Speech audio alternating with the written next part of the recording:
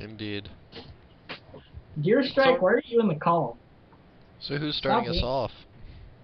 Faz is. Are we recording? Yeah. No! Okay, before we start, Titicus, Exposicus, or get the fuck outicus? Words, I'm reading a Harry Potter fanfiction by the name of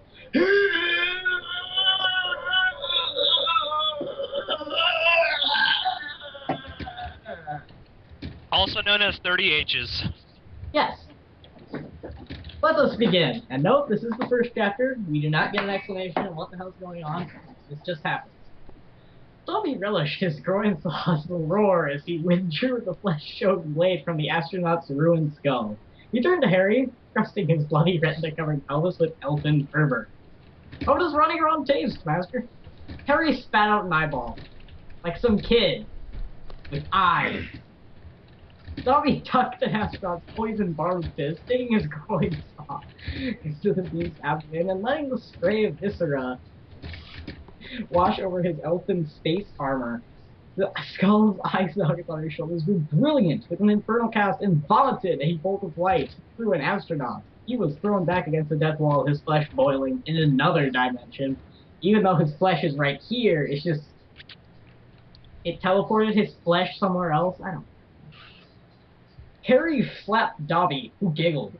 Harry reminded to kill himself later. Reminded himself to kill himself later. Master, look out! Dobby's groin saw screamed as it flew off the armor, rocketing through the air like an early dream of mankind. I can only imagine the cavemen looking into the sky and daydreaming of the day where they can launch a saw from their groin into the air. Dude, I choose chainsaws. Normal people, Rogue. Incredible. Flew through 3 astronauts who dropped their hell spears as the saw cut a hole in the ground beneath them, so they fell to hell, and the demonic spears raped them to this day, boys and girls. What the fuck is going on? Very sexy. I don't know. Chapter 2. But now Dobby! Dobby knelt before his master. Harry withdrew his guitar, Fuck Slayer, from a dimension where all screamed for naught. Wrought from the silver heart of heaven's false promise, laced with vessels that pulsed with angels' menstrual blood, hewn from the horns of Satan's generals, it laughed as it was set loose. A laugh that only Harry could hear, but no one could share. Harry swung the guitar through Dobby's chicken neck. He took the head of his fallen dwarf slave and tore open his stomach, stuffing the head inside. Harry vomited steam and summoned a great meteor from space to smash into Hogwarts and kill everyone there, for no reason at all. Wait, so, Harry's slave, he was an elf earlier, and yet he's dwarfish. No, Dobby's the dwarf, and he's killing him. Yeah, that's exactly. It said No, elfin Dobby was armor. Dobby was killing elves. Astronaut elves. Yeah. No, he was wearing along. elf. Okay. Oh, no. Moving along. A vision then appeared. It was Dumbledore, entombed in his cursed mummy armor, calling Harry from his moon base, which wasn't on a moon. Harry, you must rock the fuck out! Harry channeled his rage This is a metal fanfic, isn't it? through Fuckslayer. The angel blood boiled as he summoned the great meteor, swathed with the blood of the tiny fucklings at Hogwarts. Leapt onto it and flew into space. He encased the entire meteor in a wreath of holy fuck fire, and flew through Mercury, killing the fuck out of it. Then he sent Mercury's carcass into Venus, killing the fuck out of it, and making every vagina in the galaxy explode. God damn. In case you didn't catch that, making every vagina in the galaxy explode. And inside every vagina, a booby sang of mortal life's fleeting precipice. Harry then did fly his meteor through space, punching astral vampires in half with his fists encased in fuck fire, and throwing their ruined heads into the past. Anyone else imagining that one Crossfire Hey, show hey guys, only with I fire? nominate this for the next Harry Potter film. I don't care if the series is over or whatever. I just want to see this in theaters. In 3D. I'm okay with this. I'm okay with this. I want to see Harry Potter. I want to see Fuck this Crossfire in 3D. toys. Crossfire! Yeah, I want to see those. Oh, Crossfire, fuck crossfire.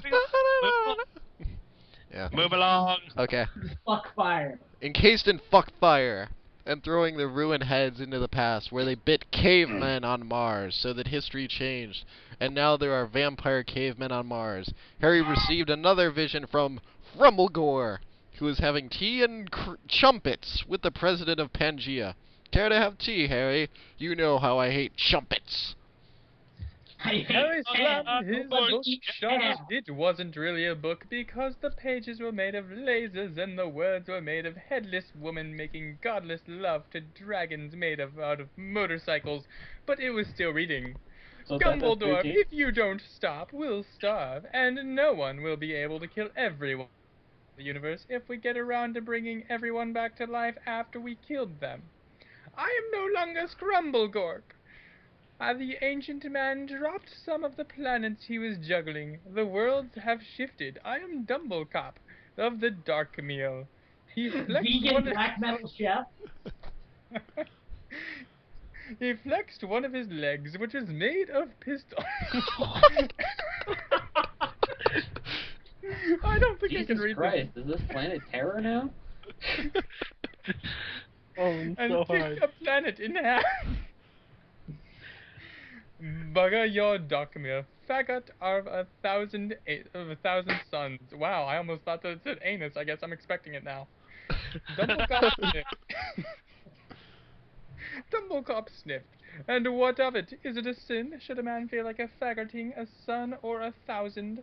Why should the suns heave through the void if not to be skewered by pawn on fag poles? Harry cast a glance at the book, which wasn't really a book. It was the thing made of headless Lasers. women making godless love to Lasers dragons and a godless woman. motorcycles, lasers, and unsavory sounds emanated from a particularly danged chapter. He was hungry. He looked at a nearby cup. It had a faded brown film on the bottom. He thought about chumpets. But he hates them. And now it's time for Chapter 4. Harry had found some food. It was guarded by 3 and 1,000,000 and surf ninjas, for it was the last food on Surf Ninja Moon X. The I'm gonna stop ecology you for a had been... second, because Surf Ninja Fuck that is movie. a cool movie. And everyone should watch it. Because Never mind, you should actually. trust me. The ecology Cool. had been decimated by surf ninjas, so the last food was a cabbage and mustard sandwich. Harry squatted in the ruins of a castle which had been many skulls arranged to resemble one large one. It had been poorly done, with the cheeks fading to an amateurishly executed jawline. The silent killers of the night had negated their innate advantage by only plying their Oh wait, craft no, on don't fuck Surf Ninjas. I was thinking about a different movie. during the day. Shut up. Okay. Harry was about to eat his cabbage when a man in a tuxedo appeared from behind nothing much. He stood 10 feet tall and his head seemed wrapped in unwrappable darkness. I am Ray Bradbury. I write critically acclaimed fiction that always turns into fact. That's why I have more money than anyone. Harry dug a bit of the cartilage from out of the cabbage and continued chewing. Would you care to discuss one of my books? I hear that Harry fished out another bit of cartilage. It was a cartilage and mustard sandwich. You shouldn't believe what everyone says about me. I took a shower with my cousin once, and I have racist thoughts. A nibbit of yellow cartilage landed on Rape's shoe. He thought about his cousin. And Chapter 5. The Inquisitors were... What? Oh The my. Inquisitors were torturing Harry. First, Ignatius used the rock. Then Billy asked Harry if he wanted to read his BDSM blog. I do. Harry was so surprised that his pants flew right off. He was wearing women's underpants. The Inquisitors were wearing them too. They realized that they were all men of the Lord. Sexy as hell. Oh my god. Moving on to Chapter 6. Harry awoke to the throaty grumble of a rape ape. Not a rape ape, but the rape ape. The last of his kind after the subjugation of the rape forest. His Get people once ready for the snappy. subjugation. His Sounds people like once an RPG boss. snappy. Their penile digits proudly grasping the vines as they swung through the night.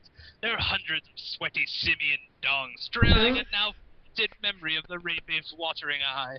As Spank his monk ocular ape. Monk rape ape. Spank the rape ape. As his ocular ducts began to well with ancestral pride, so did the countless meaty members sprouting from the rape ape's every hairy inch. From his eye sockets, ear holes, even his calloused toes, a penile font of cry-juice birthed in deluge. Harry observed this with consternation as he was tied to a table. Neither magic nor supracosmic strength would free him from his bond. Had his creature access to a unknown material of deistic strength, or did the rape ape have a secret yet more baffling? Harry squinted so he could see the subatomic strings of the ropes. He began tossing antimatter at them with his mind as a group of children entered the rape ape's hiding place. They were well-groomed and impeccably attired, and there were about 5.8 of them, just enough to represent an array of genders and races that would leave no one unhappy, save So for the Eskimo. there is three. Wait, no, not three. There's 4/5 of a child walking in this room.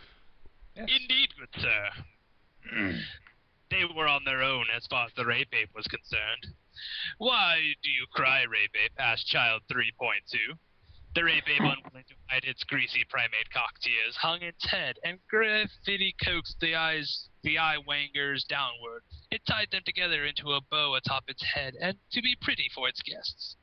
We are bound in this ligature of lingam, brother rape ape, said child 4.6. The children surrounded rape ape, holding their hands, and began to sing. Harry was transfixed as he watched the children gently swaying with the song, Float Skyward. The little ones began to orbit the rape ape, who was convulsing as though stricken by the seizure devil. As the song increased in tempo, the child flesh bubbled and merged into a spinning wonder turbine. The fleshy kid mass sprouted hair and groin dribblers just like the rape ape, and sprayed confetti into the skies of past and future, setting the constellations aflame with the opalescence of the perished rape apes. An explosion of color and hair left Harry Potter alone and still bound. He thought about sandwiches. Chapter 7. Harry Potter awoke in a pit that reeked of hot sauce. He could feel viscous fluids under his fingernails, burning the tender skin. Everywhere were white bags bulging with foul product. They were diapers stuffed with chicken bones and hot sauce, their foul odor blossoming in the muffled dark. Harry's nostrils begged his brain for mercy. He flew upwards, away from the saucy mysteries below. The smell grew faint, calling him to return. Harry ignored their lies, flying beyond the lips of his prison. He was in a laboratory, with machines that had no purpose beyond blinking lights and soft hums. "Hello, my boy son. You make a father so good." Harry had flown out of the nose of an old man. This man wore a white coat, yet was drawn by the hand of an idiot. His voice came not from his mouth, but from elsewhere, a sad attempt of humanity. "I know you'll do so well. Now you choose." The man reached into his coat and laid out 3 diapers, each brimming with the spicy bones of the nose prison. He removed his head and stuck it on a spike on the counter to keep it from rolling away. The diapers began to stir as creatures clawed out of bony wombs. Arrayed before Harry was a turtle, the reptilian body so frail that it seemed an afterthought to the shell, a bald weasel with toothpicks for legs and a wrinkled thumb in a glass of water. The old man's head called out from the spike, "Everyone has one. Make your best friends for life." Harry drank a glass of thumb water and spat the thumb at the old man's head. Greatest fanfic ever. This is a fanfic. My armpit's sweaty. By the way, Jay, someday you